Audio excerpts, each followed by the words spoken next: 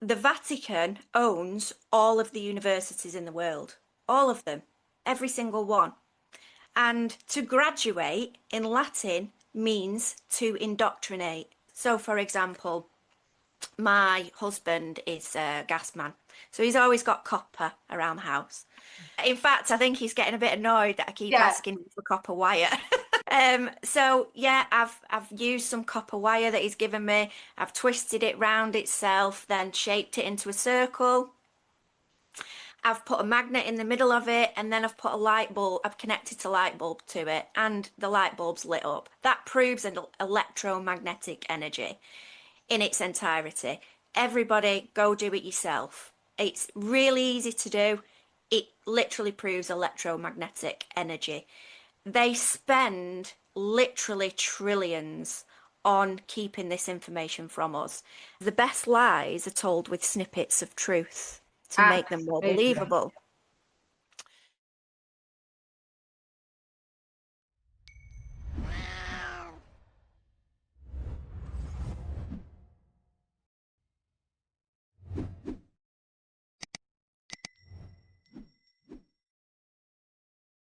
Right, a big welcome back to another episode of the Live, Love, Learn podcast and my Deprogrammed series, where we connect with those helping us to remember what's real. I'm your host, Catherine Edwards, and today I am so honoured to be joined by a new guest, Lisa Stone, who is a fellow Brit. Lisa's also a biologist, a social scientist, and author of the groundbreaking book, The Resonant Code, Behind the Curtains of Control, Collapse, and the Coming Reset. I really think Lisa's work is so deeply needed right now. She brings together hard science, pattern recognition, intuitive knowing, and a lifetime of research to help decode the systems that are shaping everything from our health, our energy, our sovereignty, and most often without our conscious awareness. In a world that's moving fast towards digital control, synthetic environments, and spiritual disconnection, Lisa offers something that feels both truth and medicine, a return to resonance, to land, to ritual, and to real power. So this conversation isn't just about waking up to hidden agendas. It's about remembering who we are, reclaiming our intuitive knowing, and finding practical ways to navigate collapse without fear. We'll explore deeper stories behind currency, architecture, frequency, and health, and also touch on some very real and very current developments like the quiet creep of assisted suicide policies in the UK and what they might really mean beneath the surface of compassion. So ultimately, this is not about us being experts in every area. It's about recognizing that these threads are all deeply connected and learning to ask better questions. And as Lisa puts it, it's not about escaping the system, it's about outcreating it. So let's dive in. Right, Lisa, such a pleasure to see you here. How are you doing? I'm very well, thank you. And likewise, it's a pleasure, especially to meet somebody that's so active in the animal field, because I'm animal mad. I love that. And it's one of the things that really appealed to me because we're going to cover so much today. I have to give a plug to Lisa's book, The Resonant Code. Now, Lisa, I found you on Instagram and we talk about a lot of the things we talk about today about how these tools can be used for good or for bad. So I am very thankful that I found you and I've been diving deep. And I think what you just said about those other animals, you've done some beautiful things, like we're going to talk about the Bridge Soul video you did. But one of the things I wanted to start by asking you about is you've mentioned, let's dive in the animals. I find, Lisa, that my personal opinion is we're so focused about talking about humanity. And I think that's a big part of the problem, that we're forgetting our connection with all creatures, great and small, all nature, all plants, all life. How important has that connection been to your work? Incredibly. So for me, um, especially what people don't seem to think about in this way is that we know that animals have got much shorter lives than us in general. And I personally believe it's because they're there to teach us lessons that we wouldn't otherwise learn. So a dog comes into the world, at the very most, they might get 15, 16, 17 years with us. But in that time, they love unconditionally. There isn't a single day that a dog is an absolutely humbled beyond words just to be alive. And that just teaches us to live in the moment. And I think, especially with what's going on now, that's what we're forgetting to do. So for me, animals are they are my number one soul direction. They remind me every day to live in the moment and to remember that I am another creature on this planet getting to exist among this beautiful experience. Yeah. I love it so much. Now, your book, I mean, I cannot recommend it highly enough for people. And I don't normally do this because it's not a big book, but it's so beautifully written, Lisa. It's like, I'm going to be buying so many copies for everyone because you articulate really complex points very, very well in this and you reference it all. So, first and foremost, what made you put this book out now? And what were some of your biggest inspirations? I mean, how did this journey start for you? Um, I've always, so I grew up without a mother. I was brought up by my dad and my brother. So I think from that, I've always been a little bit critically minded. I used to drive my dad insane, asking why everything. Yeah, but why? Well, this. Yeah, but why, Dad? And I drive him insane. But it really hit the nail on the head for me when I was first doing my biology degree. So the degree was actually life sciences. So it covered geology and things like that as well. And I did a study on the environment through history. And it occurred to me, this was something I didn't already know, it occurred to me that we are in a natural cycle, just like the Ice Age and other eras. And I thought, wow, the Sustainable Development Goals and the whole climate change sphere is not real.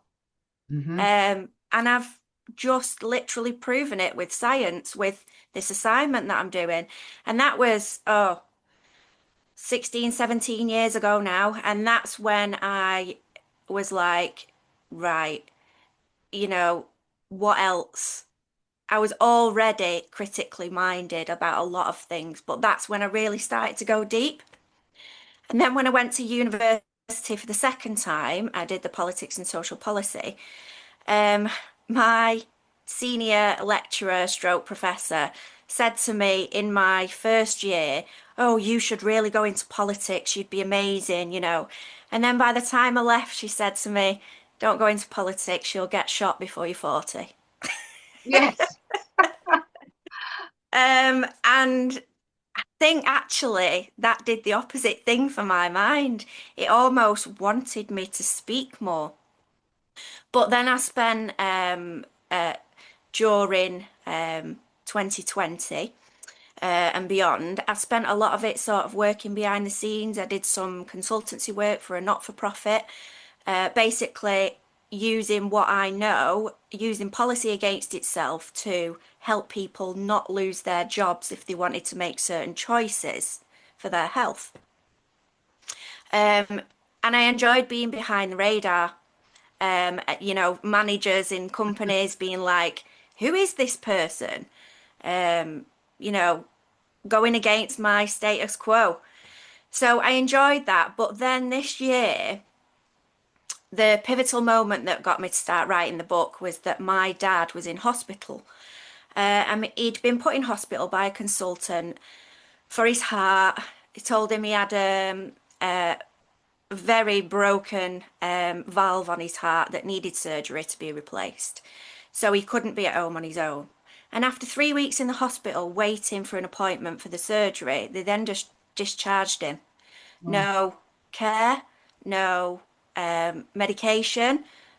They sent him off in a taxi on his own, uh, completely against safeguarding. And I just, obviously, I saw everything that was wrong with that.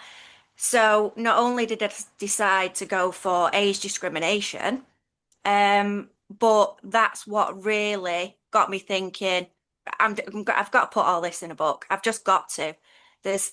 Like we've got 5 years left until, the pivotal white papers of the World Economic Forum. There's I can't mess about anymore. It's got to go in a book.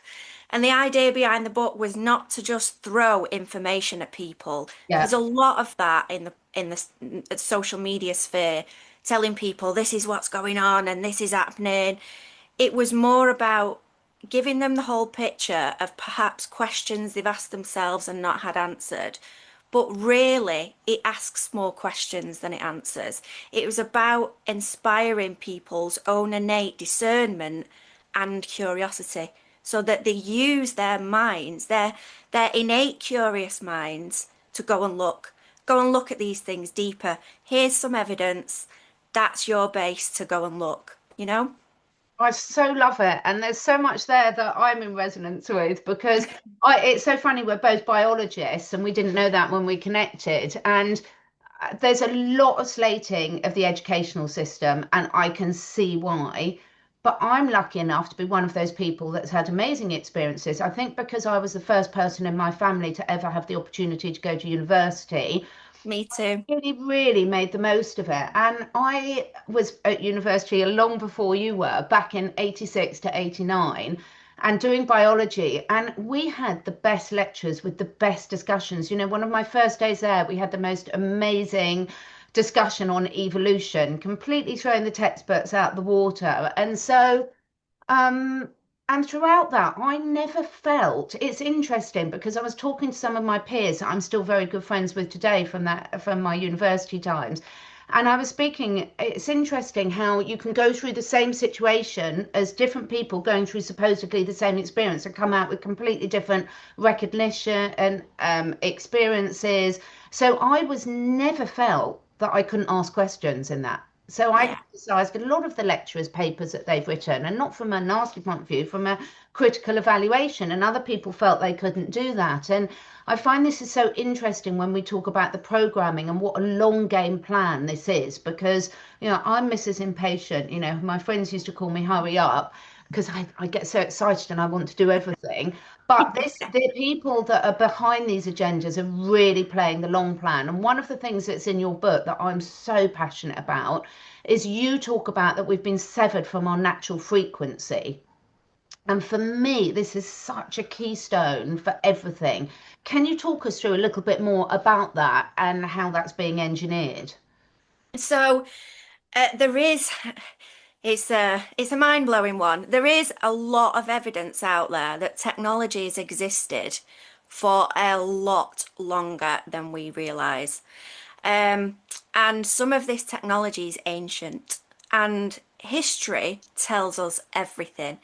If people sat in libraries like we used to, Mm, and scored over physical books and texts and alchemic scripts, they would learn that history tells us everything. And it does tell us that we've been kept from a lot of the technology that we know today.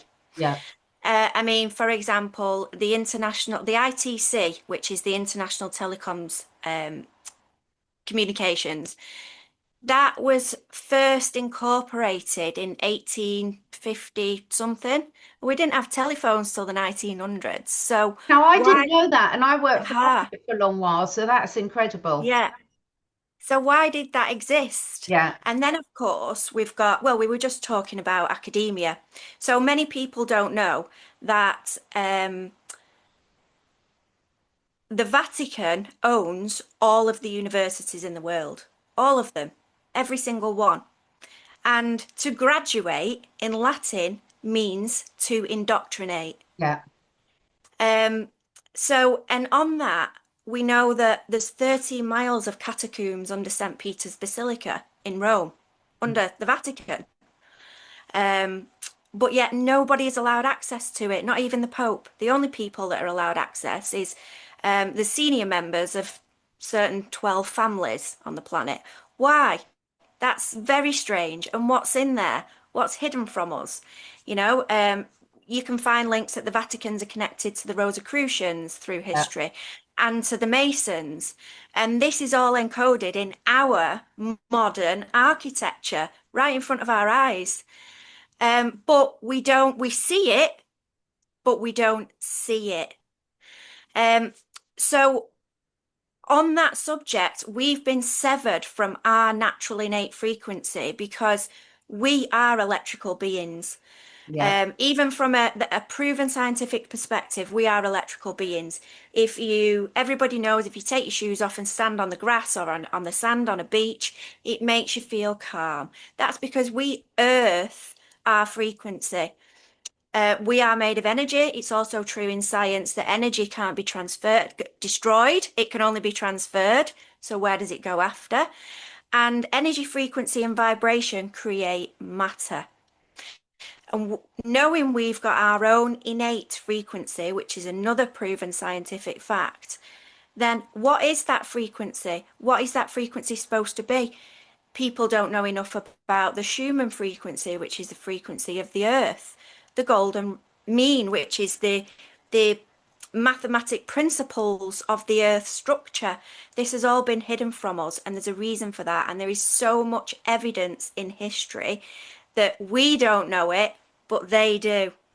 And that's what I mean by when I say we've been severed from it. If we truly learn how powerful we are, they would not have to spend trillions of pounds every year on smoke and mirrors for us all. I couldn't agree more. I was just moving my incense stick because it was blowing cross, and then people think I've got weird spirits joining me, which I hope I have actually. But that's so beautifully explained, Lisa. And I think a couple of things to pick up on in there is I think it's absolutely fascinating. I mean, I'm laughing when I think, what we were taught, like Egyptian pyramids were to bury Tutankhamun in, and that was what it was all about. I mean, we really, when we look at Tartaria, which is something I've loved diving into deeply, when we look at these ancient codes that are hidden in sacred geometry, and even the frequency of easy water that within ourselves, within even the heart's not a pump. There's so many areas people can go down depending on what your passions are. But the simple fact is you're so right, is that this information has been around forever, and there has been a very deliberate ploy to keep us from it, us lesser mortals, us useless eaters. And there's only one reason for that. Never on the side of history has those doing the censorship been for the good.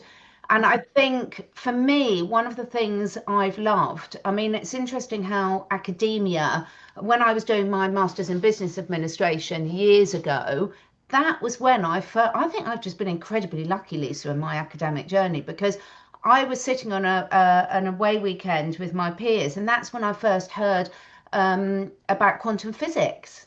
I mean, who'd have thought you'd hear about quantum physics Yeah. in an area like that, and introduce me to Greg Braden and his divine matrix. So I can't move on without asking you about ether and what you've learned in your studies about ether and how significant it is that it was deliberately removed from the periodic table.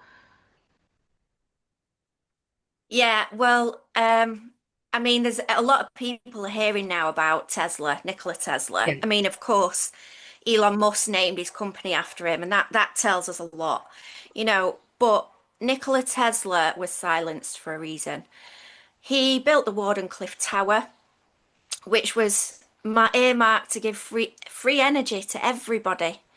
But of course, he didn't have his own money to fund it, so it was funded by JP Morgan, not the bank, the person himself that began the bank.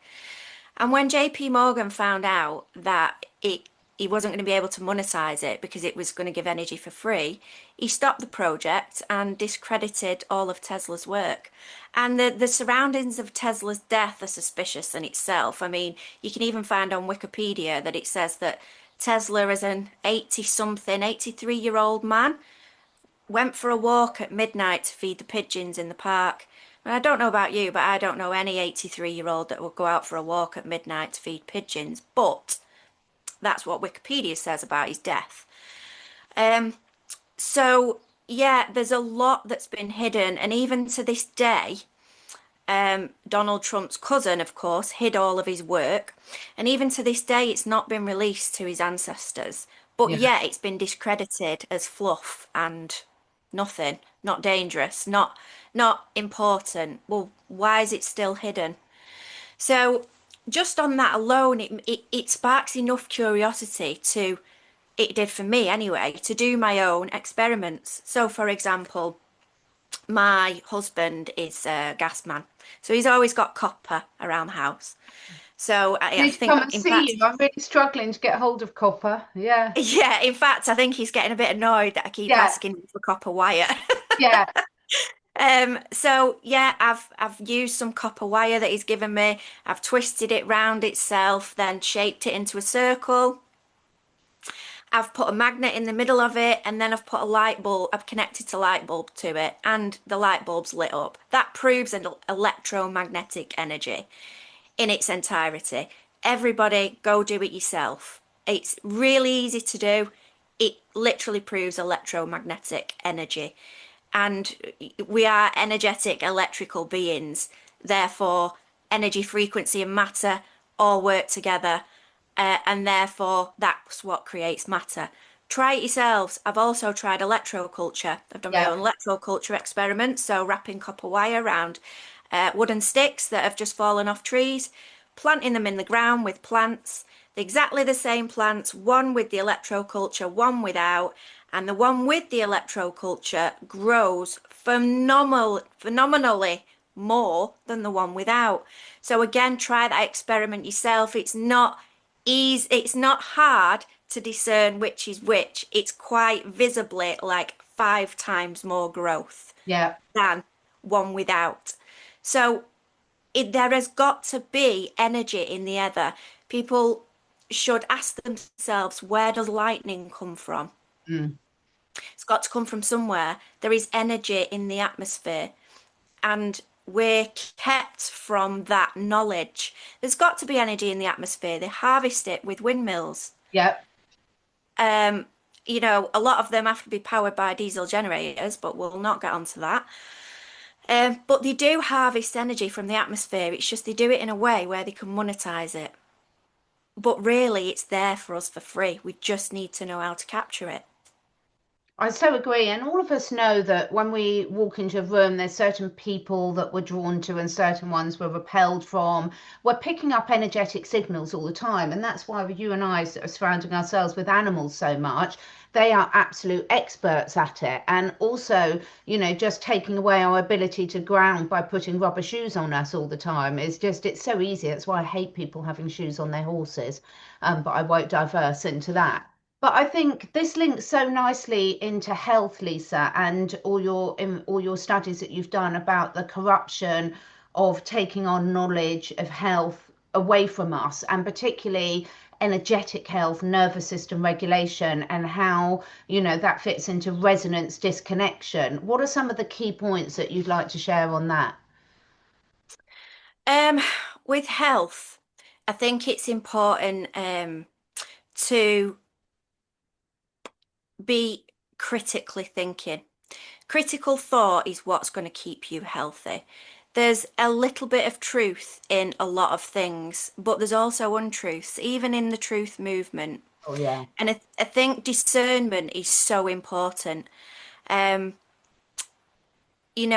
for me personally, I've gone on an extra journey with health. So, I've gone deep into epigenetics, Mm. into things like chlorine dioxide and MMS. I've just published an Um, interview on that again. Yeah. ah, I'll send you that afterwards. Yeah, but of yes, course, thank actually, you. you won't mention the words again because I can't even mention it on Oh, YouTube. Don't worry, that's fine. We'll get away with it once, hopefully. yeah, But it's incredible, absolutely incredible. it really is. And then that begs the question, well, what is germ theory and what is terrain theory? You know? So really, if you really go deep and use this critical thought and this discernment, you start to learn that actually health isn't that complicated, Mhm. but it's something that's personal, that must be a journey that you do yourself. And when you do, it's so freeing, and it really gives you peace because you suddenly realize, well, actually, this was my capability all along. I am the human body is the most magnificent biological organism, and it will heal itself from absolutely anything given the right conditions. But this is a personal journey that we all must do ourselves to find that peace. I love that so much. And when I was speaking, I can mention Dr. Kalka, but not the substance we're talking about. And he's very into biophysical medicine and energy medicine and all sorts.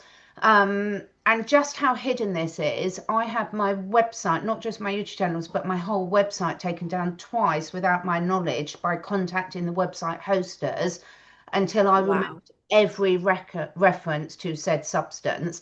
And yet, when you actually, within a couple of hours, people can educate themselves enough, and you do not need a scientific background to do this. Now, you can dive really deep. I've dived really deep into it and done all his master courses and things because it fits in with everything you've just said, Lisa, about the whole way that we work as electrical beings. And I work with something called zoopharmacognosis, which is animals self-medicating. And when I started learning about this, I thought I was so clever. And my grandma knew all the properties of all the herbs far better than I did.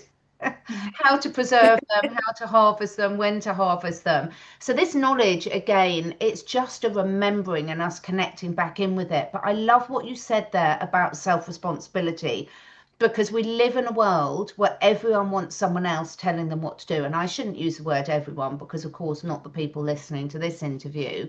But how has, in your studies and your research, how deliberate has that been? Because we didn't used to have that. My grandmother and my grandparents, they never had this entitled attitude. So this is part of the agenda, isn't it? It certainly is, yeah. I mean, just taking you right back to when I was at university with my politics and social policy degree. So that particular degree is a research degree. So there's taught degrees, research degrees. And in a research degree, you have to choose to specialise. And I chose to specialise in global corruption. I don't think the university was very happy about that. However, there was nothing to stop me doing it, so I did it anyway. But I did know that I needed to make my research as tight as it could possibly be, or else they would find a reason to fail me. But I did get first class honours in the end. So, but a little snippet about that. Now, it was 18 months after I graduated, they shut it down. So Wow. the only place you can do my degree now is the London School of Economics and Oxford. So I think they already knew that that degree was inspiring too much critical thought because it essentially, when you graduate, you are essentially a research and policy analyst. Well, to be an analyst, you've got to be able to analyze information critically, looking at both sides Mm. of a picture, having no prior bias and only using the evidence. But the evidence speaks for itself. And of course, there are certain institutions that don't want us to reveal that sort of evidence. So, yeah, it is extremely deliberate. And some of the things I wrote at university in my assignments even shocked my lecturers that were marking it, and who then pulled me in to have a conversation about it. So, and since then, obviously, I've just expanded on that and got worse Yeah. in a nutshell. But I still keep in touch with that senior lecturer very much, and we have a really respectful relationship. And she loves my fire, and that I'm so fiery about it. But obviously, she still works for the university, and she feels that she's doing a lot of good because even though she can't teach on that particular degree anymore, she's gone on to social work now. Yeah. She still brings it into her lectures, um, which I love that. And if she feels that that's her way of breeding the critical thought, brilliant, I'm all for it. But the system itself doesn't want that, and that's why you can't do that degree anymore, unfortunately. So you can only do it in the south, where, the Etonians are, Mm. shall we say. But yeah, it's very, very, very deliberate. They spend literally trillions on keeping this information from us. As I'm sure you've seen from my Instagram, we've got the Tavistock Institute, Yeah. we've got the nudge units, we've got MK Ultra, we've even got projects that, and this is all documented, it can be found. We've even got projects that cultivate people's innate gifts Mm. at remote viewing. So being able to see things without your eyes. That's real. That's documented that our public money goes into funding that. And then, of course, a lot of things are put in plain sight, in public view, but in a way that either because they know people won't go and read them, because there's only nerds like me that'll go and read the back pages of policy papers, um, or it's where they won't be noticed Yeah, anyway.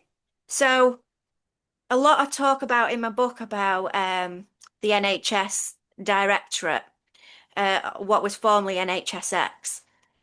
That is on our government website and has been since 2015. yeah, But they rely on the fact that, especially because it's deep into the website, that it's so boring. I think it's like 140 odd pages. Nobody will ever read it. And to be honest, I don't blame them because a lot of it is dry. But that's how deliberate it is. It's done on purpose. You know, it's only because I've got this innate suspicion that I will read through that really dry material because I know somewhere there's something that's going to give me some real information. absolutely. I mean, I think it's that leads us on to something. I mean, there's so many examples we can pick, but we wanted to pick something current today for people. So in the UK, we've got this growing push for the assisted suicide under the banner of compassion. Now, for me, I can't wait to hear your thoughts on this. I've been diving deep into this before we even spoke because it's a fascinating one. Because unfortunately, when my father died back in 2020, he would have loved to have had the opportunity to have made a decision earlier, and he was in absolutely sound mind and everything to do so. But isn't this a perfect example? And I don't want to put words into your mouth, but for me, this is a perfect example where the tools can be manipulated for good or for bad, and how unfortunately the ones who are putting them in there know that. So it's very easy with a lot of these things, like even the digital surveillance, to put a case about how it increases safety, but we know that's not their real agenda behind it. So talk us through this assisted suicide and what your research has shown on that, or your thoughts on it. Yeah, so my motto is there's not a way to break policy, but there's always ways to bend it or use it against itself, more Yeah, importantly. So, but we'll go to the assisted suicide first. So, this is obviously framed as compassion, and a lot of people will agree with it because they want that option if they're ever in a situation where they don't want to live. I understand that. But what people need to realize is that particular viewpoint has been conditioned to take hold of that emotion of compassion. Emotions are always used and have been throughout history. We've had divide and conquer. We've had fear. Fear is used all the time because it's such a strong emotion. And this is no different. It's just that this time it's using compassion. So in this country, of course, now we're heading toward assisted suicide. And for me, number one, if you put the onus on another individual to assist you into suicide, you are expecting that individual, because it's going to be a medical professional, to break their Hippocratic oath, yeah, which is to do no harm. Now, if you are giving those people the onus to break their Hippocratic oath and harm you, that sets a dangerous precedent. Yes, it starts as compassion, but it sets a dangerous precedent. mm, Now, the other thing is that we used to have in this country something called the Liverpool Care Pathway, yeah, which was a piece of policy in the early 2000s that was also abused in a very similar way. So it was to do with palliative care and people at the end of their lives and withdrawing treatment, food and water. And it got abused. And this is, anybody can search this is fact, which is why it was squashed. It was taken out of policy and it's not used anymore because it did start to get abused. And people that actually weren't dying and had full capacity to make their own decisions were withdrawn from treatment and food and water Yeah. and died as a result. So it did go to court and the Supreme Court squashed it. Now that was an actual assisted suicide. So that hadn't even gone that far and it was still abused. Because the problem is we have two models of health across the globe. We have the medical model and we have the social model. Mm. Now, unfortunately for us, across the board, the medical model always takes precedence, no matter what. For example, dignity is nothing to do with medicine. Dignity is a social construct. Yet, when decisions are made about a patient's dignity, the medical model takes precedent on what's decided. Now, that to me already is broken, a broken way of policy making. So to go further into that, if we get assisted suicide in this country, what is so dangerous is that we've already got the Mental Health Act, Yeah. which literally allows you to lock somebody up without trial, indefinitely. That's already been abused. Again, lots of examples to look at for yourself. But we've also got the Mental Capacity Act. And with that, the deprivation of liberty safeguards, which sounds very nice. Safeguards always sound nice. Now, with the Mental Capacity Act 2005 and the DOLS, which is short for deprivation of liberty safeguards, there is certain criteria that must be met to take away your liberty, to deprive you of your liberty. However, because the medical model gets precedent on these things and not the social model, it is subjective to the clinician that's making these decisions, which to me is already dangerous, which is why the Capacity Act already gets abused. Again, there is examples. So if we're going to bring in assisted suicide, let me put it plainly. If you aren't behaving, if you're not meeting the quota for your social credits, for CBDCs, for your digital ID, they can legally deem you to lack capacity, so you can't make your own decisions.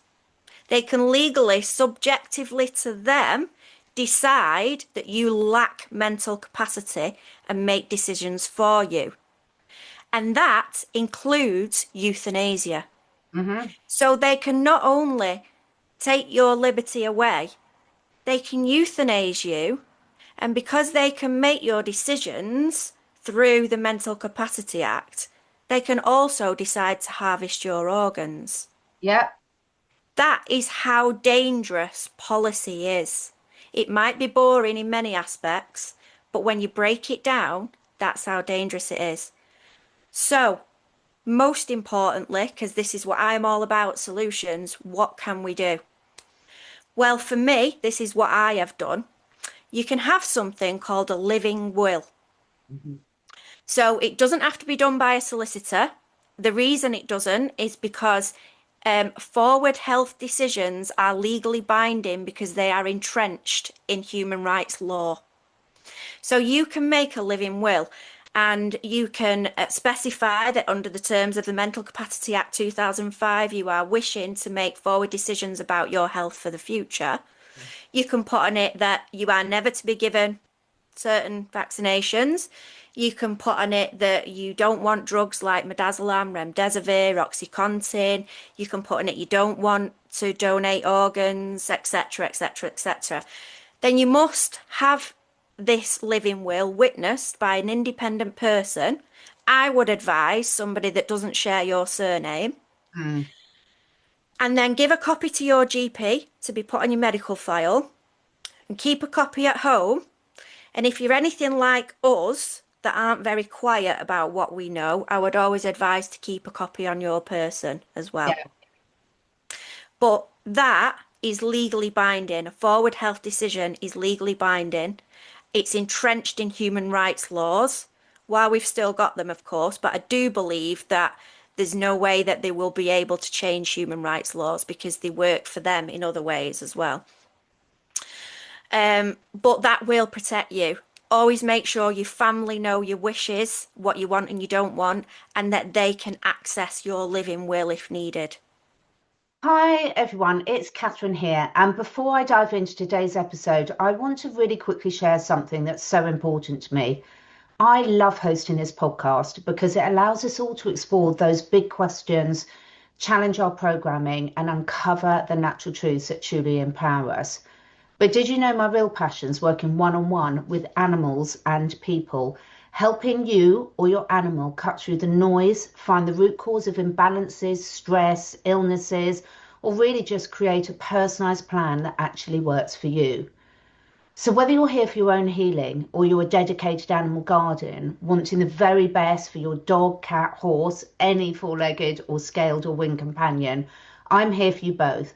I work with animals and humans, but I especially love helping the animals thrive. That is my real happy place. So my recharge and reset consultations and online courses are packed with practical tools, printable resources, lifelong access, and the main thing is you'll never feel alone on this journey. And they work. Just head over to my website and check out the testimonials. So if you're really ready to take action and not just listen, head over to CatherineEdwards.life, that's Catherine with the C and .life at the end, and explore my courses and consults, or if you want to, book a free 15-minute chat to see if I can help, because it's really important we stop outsourcing our health, really look after our animal companions better than before, and start leading by example. Now back to the podcast. Thank you. Such great advice, and this is what I love, the solutions. And for people that think this is ridiculous, because I've had a recent conversation with someone about the organ donor issues, a member of the family, and people, first and foremost, there's a thing about human nature where we always think it won't happen to us, and we won't make changes until something's gone really bad. And I do want to ask you about this, Lisa. But people can look back and what happened, I won't say the word too many times, during 2020 and that period of the pandemic. In Australia, they had people institutionalised, some medical professionals, for refusing to go against the guidance. We have public figures, from politicians to ridiculous personalities, and I say that in the loosest sense of the word, to sort of literally saying that medical care should be withheld and food and everything else should be withheld for those of us that spoke up. And look how it's amazing and horrifying how right we've been proven to be. And in America, and I don't know about other countries, but I know personally people that this has happened to in America, there's many states where the parents have no right from very young children, if they decide they want to be another sex, and to go through medical interventions to do that. So people who are listening to this, perhaps this is the first time you're delving into things like this. When you think, I understand that most of you listening are not psychopaths. So it's very hard for us to get into the mindset of people that are putting these agendas in place for very nefarious reasons. But a little bit of research will show how these things have been abused massively. And then don't leave it till it's too late. You know, please don't leave it till it's too late. So I think one of the things I know we've got so much to talk about, but I'm conscious of the time, so I'm going to have to see if you'll come back, Lisa. But No a lot of people are very overwhelmed. I mean, you cover so much in this book, so many different topics. I'll be putting the link in the description for people that are overwhelmed, and it's so hard not to get into fear, because a lot of people listening to this won't even have family that necessarily are on the same wavelength. I think that's been so many people. So what are some of your practical tips that people can do to stop slipping into the fear and feeling like it's all hopeless and little old them can't do anything about all this? It is extremely sad. I had my own problems during 2020, you know, where I literally begged family members not to do certain things. And it's very sad, but all you can do is remember to never underestimate the power of planting a seed. Don't argue with your family. That's exactly what they want. For since the beginning of time, empire has ruled the people on the proviso of divide and conquer. It's what has won us wars from the beginning of time. And even division within the family is part of the plan. To some people that may be listening, this may sound absolutely bananas, and I understand that. But again, like Catherine says, just be discerning, do a little bit of research. But for those of you that do know and that are still stuck in this cycle of arguing with your loved ones and leaving friendships, that's exactly what it's programmed for. Don't do that. Plant the seed and then enjoy them. Enjoy them for who they are and just agree to disagree because that seed will grow. And since 2020, we're 5 years down the line now. I learnt that then, plant the seed. And all of the seeds I planted in 2020 have now come back to me and they're now flourishing. So it does come back in a positive way. You are powerful, and that's how powerful it is to plant those little words. I love it. I absolutely love it. Um, There's so much I want to ask you about. I'm wondering which ones to pick. A couple more questions then. I love so much that you talk in your work about land memory, soul rhythm, ritual reconnection. Why is that so important for people to understand these things that we almost associate it with ancient times gone by? We've, for since the beginning of time, humans have known how to live from the land, how to live in harmony with nature and enjoy nature for what it is, and that nature bears fruits that will sustain our life. And we've forgotten that in 2 generations. It's only taken 2 generations for that to be completely erased. Um, you've got to ask yourself, why only 2 generations? If we've known that for a millennia, and now people have to Google how to grow an apple tree, for Yeah. example, that's I did actually do that. I've planted loads of apple trees and I did have to look up how to do it, but I have got my books. yeah, Sorry to interrupt, but I am laughing because it's so true. And I'm a yeah. herbalist, for God's sake, you know. Yeah. And being discerning means asking yourself that critical thought, the logic that makes sense to you. Ask yourself, wow, 2 generations? That can't have happened just organically. That's because it didn't.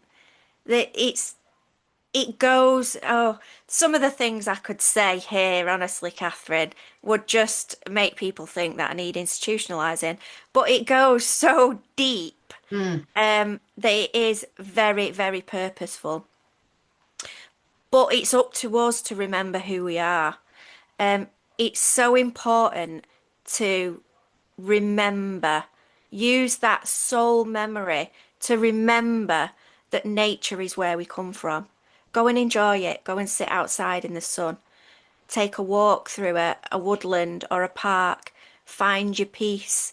Listen to the water in a river trickling.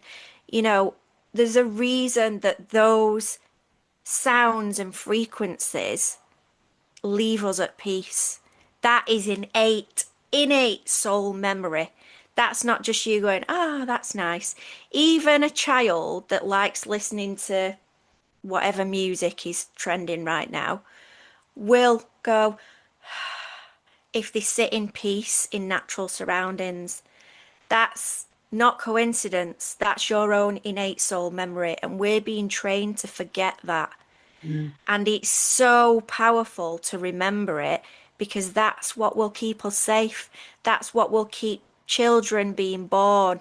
That's what will keep our brains from being completely brainwashed by things that are meant to keep us in fear, like the warmongering, Yeah. etc. It's not happening. That there is no war coming to our doorsteps. It is all to manufacture public consent for what they want to bring. It's classic Hegelian dialectic. Problem, reaction, solution. Create the problem, like a pandemic or a war, inspire their reaction, which is fear. Fear is such a powerful one. That's why they use it. And then obviously you've got the ready-made solution. So that's giving you instant consent to be able to bring that solution straight into society. And that's the easiest way. They've done it for millennia. And in the meantime, they keep us all divided so that we're not looking in the right direction of where it's coming from, back to the divide and conquer, while we're all hating each other through different cultures and people from foreign countries, let's say. We're not looking in that direction, which is where the narrative is coming from. It's all purposeful social conditioning, and it's been this way for a very long time. It so has. And I do want to ask you about the truther movement and how that is being used to brainwash people in a lot of instances, in my opinion, as well. And Hmm. I hate the word the truther movement, but I think a lot of people listening understand it, so we won't get too hung up on that. But there are loads of different ways that you can coerce people to not take self-responsibility and action. And if someone's spending all day listening to podcasts, please keep this one on, whilst you're planting your apple trees and your potatoes and growing your tomatoes and looking after your chickens, you can be doing both. But how do you see that as a strategy that they've used? Because we're very tied up as humans into this black and white thinking, again, a very deliberate ploy, where actually, often both sides are working to the same agenda in some instances. Yeah. I mean, look, it's the system isn't stupid. Mm, They've managed to do all this over generations on purpose, so that the generations that remember the old ways are all gone and passed on yeah, um, by the time this dystopian stuff comes in. So it goes over generations for a reason. So this is no different. They know that there's a vast number of, in the millions, people that are awake now. Um, it's not we're not alone. That mm, we just don't see it in the mainstream, and because of that, they also know that those of us awake don't watch the mainstream. We don't watch TV. We don't read newspapers. We don't fall for any of it. So they've got to find another way. They've got to create discontent and confusion, um, because there's more of us than there is of them. And if too many of us woke up, that's the only thing that frightens them. Because civil unrest, mass civil unrest, if it happened, would solve all the problems. And absolutely. that's why they continually work to spend money on the smoke screens that keep us dumbed down.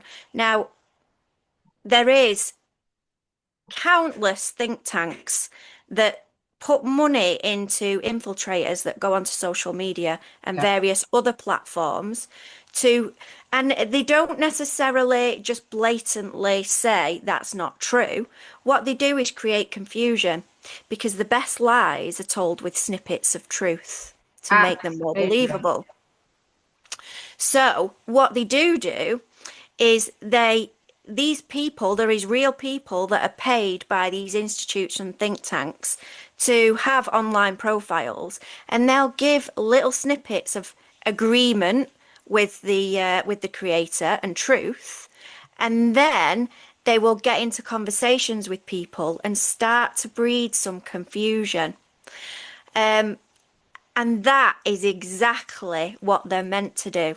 Then, of course, there's AI systems, which are just computers full of online social media profiles that are just meant to go on. We had a bit of a power outage there, so we are back. Yeah, we were back. We thought the white coats had come to take you away, Lisa. Um, but in all seriousness, if there's one thing that you wish everyone who's watching about this in this moment of time could know now, what would it be? What would you pick? I would say always remember There's not a way to break policy and legislation, but there's always a way to use it against itself. Always. And the second point I would always say is don't forget your roots. Don't go too deep into the fear mongering of what's going on. Remember who you are, connect back with yourself, find your peace. I love that. I absolutely love both of those. How can people connect with you, Lisa? They can go to my Instagram, which is the same name as my book, The Resonant Code. I'm on TikTok, but that's quite censored on there. So I'm on there as Lisa Social Bioscientist. And I'm on Facebook as well, just as my name. Yeah, and the link to my book is also on Instagram and Facebook. Yeah, so that's it. I'll put all those below and connect in everyone. You know, it's important because it's so important that we support each other and we stick together. I think for those of you like me, as soon as I read this book, I literally thought of like, right, there's 20 people on my list of who I'm going to give this to for their birthday. And sometimes it's so much easier. It's so well written, so concise, with all the references for those geeks like me at the back that love them. And I think, you've made a lot of our jobs very easier. So thank you so much, Lisa. I really appreciate it. I'm sure that we will be meeting again. Thank you for inviting me to be your guest. It's been a pleasure.